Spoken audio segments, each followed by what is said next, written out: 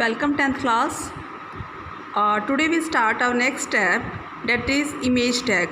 Last time आपका एक combo box का टैग रह गया है लास्ट चैप्टर का, वो मैं आपको नेक्स्ट इस चैप्टर के कंप्लीट होने के बाद करवाऊँगी, ताकि आप मेरे को आपकी बुक में जो भी और टैग्स रह गए हैं जो मैंने नहीं करवाए हैं आप मेरे को बता दीजिए, तो मैं उससे उनको करवा दूँगी बाद में।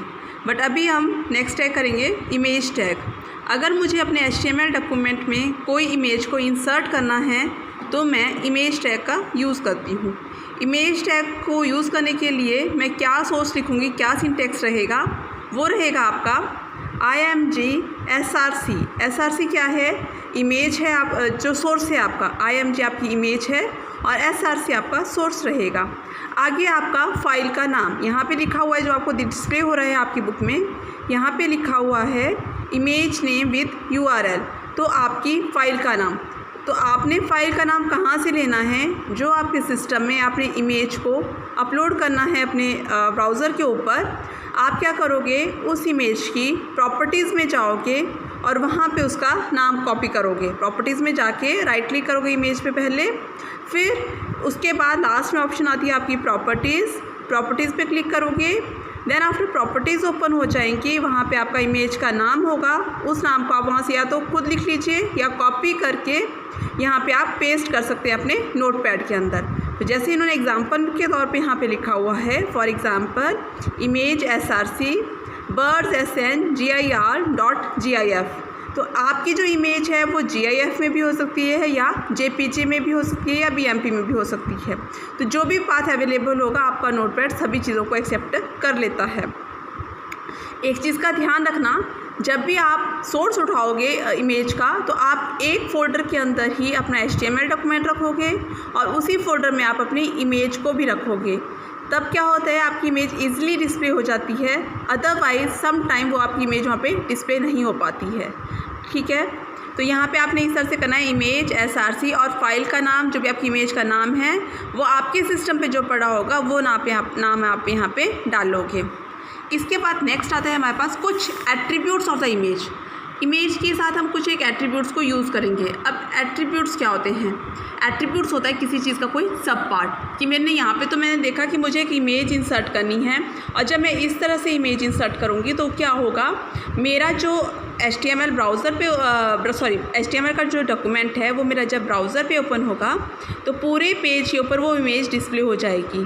पर मुझे ऐसा नहीं चाहिए, तो उसके लिए मैं कुछ एक एट्रीब्यूट्स को यूज़ करूँगी, ताकि जो इमेज मैंने ब्राउज़र पे डिस्प्ले करनी है वो मेरे अकॉर्डिंग वहाँ पे मुझे डिस्प्ले हो।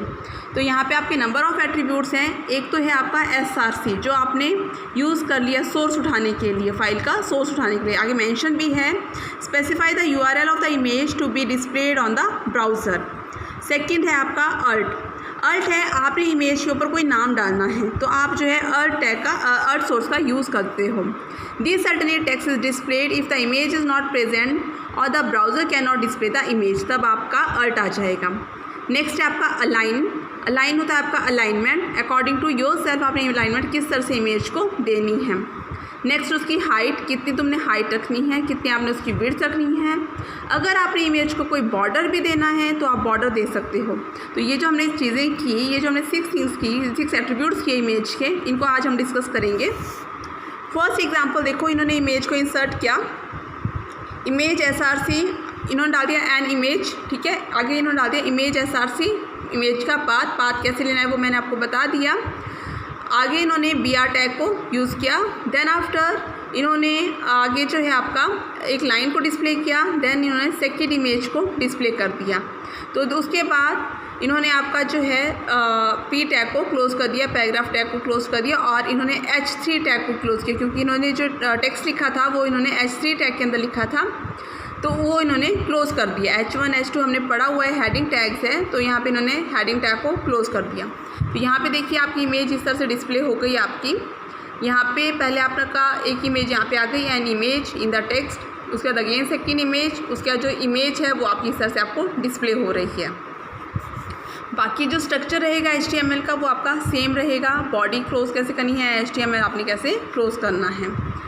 सेकंड एट्रीब्यूट हमने पढ़ा था अर्ट एट्रीब्यूट का, कि अगर मुझे इमेज नहीं डिस्प्ले हो रही है तो मुझे नाम मेंशन करना है इमेज का, तो उसके लिए क्या करोगे आप, बॉडी तक ठीक है। उसके बाद इन्होंने हेडिंग टैग कोई भी ले सकते हो आप अपनी चॉइस का। यहाँ पे इन्होंने H3 लिया हुआ है। देन आफ्टर इन्होंने पैराग्राफ टैग लिया हुआ है। देन इन्होंने टेक्स्ट लिख दिया एन इमेज। उसके बाद इमेज SRC, इमेज का नाम, उसका पाथ, देन अ ब्लू स्टार, जो भी इमेज का नाम है वो इन्होंने नाम यहाँ पे डिस्प्ले कर दिया। आगे इन्होंने टेक्स्ट लिख दिया। उसके बाद इन्होंने BR टैग को यूज़ कर दिया। BR टैग हम ऑलरेडी कर चुके हैं, जो आपका लाइन ब्रेकिंग के लिए यूज़ होता है। तो ये देखिए आपकी जो यहाँ पे आपकी इमेज नहीं डिस्प्ले हो रही थी, यहाँ पे जस्ट आपका नेम डिस्प्ले हो रहा है ब्लू स्टार, अर्थ के लिए यूज़ किया था हमने। और सेकंड इमेज आपकी इस तरह से डिस्प्ले हो रही है, जो इन्होंने सेकंड पाथ दिया था। क्लियर है। और उसके ऊपर जब तुम कर्सर को ले जाओगे तो कर्सर से वहाँ पे आपका नाम आपको डिस्प्ले हो जाएगा। ठीक है, आपने इमेज के पास कर्सर ले जाना है तो आपका जो नाम आपने डाला हुआ है, यहाँ पे स्ट्रॉबेरीज डाला है, तो आपका नाम इस तरह से डिस्प्ले होगा। क्लियर है। नेक्स्ट है आपका अलाइनमेंट। अब आपने अलाइनमेंट इमेज को करना है कि अलाइन कहाँ करना है, आपने टॉप पे करना है, बॉटम पे करना है, लेफ़्ट पे या राइट पे, किस तरह से अलाइनमेंट करना है। तो उसके लिए देखिए इमेज SRC अलाइन टॉप, मुझे टॉप पे लेनी है। उसके बाद मैंने टेक्स्ट मेंशन कर दिया। सेकंड ले ली अलाइन टॉप। ठीक है, इसको भी मैंने जो है वाटरमेलन है ये भी मैंने टॉप पे ले लिया। उसके बाद मैंने P टैग को क्लोज़ कर दिया। तो आपकी जो इमेज है, फर्स्ट इमेज के बाद आपकी जो सेकंड इमेज है वो आपकी इस तरह से आपको डिस्प्ले हो रही है, जो आप यहाँ पे आपको बुक में डिस्प्ले हो रही है। आप इस चीज़ को जो है अपने सिस्टम पे भी करके देखोगे, वही आपका होमवर्क रहेगा।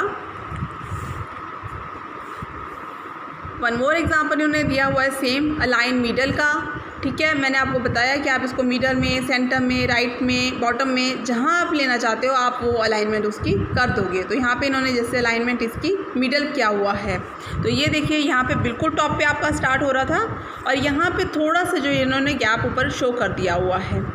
अभी इन्होंने जो एक और लिया हुआ है लास्ट में, इन्होंने पहले टेक्स्ट मेंशन कर दिया और ये चीज़ इमेजेस आपकी नीचे आपकी डिस्प्ले हो रही है। Middle alignment, bottom alignment, left alignment, right alignment. तो ये आपको जो है अलाइनमेंट अपने अकॉर्डिंग, जैसे आपने टेक्स्ट के अकॉर्डिंग इमेज को इंसर्ट करना है उसके अकॉर्डिंग आप जो है यहाँ पे अलाइनमेंट्स मेंशन कर दोगे।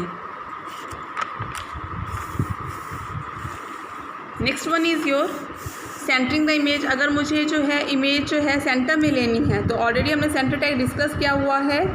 सेंटर इमेज SRC और इमेज आपकी सेंटर में आ जाएगी। क्लियर है।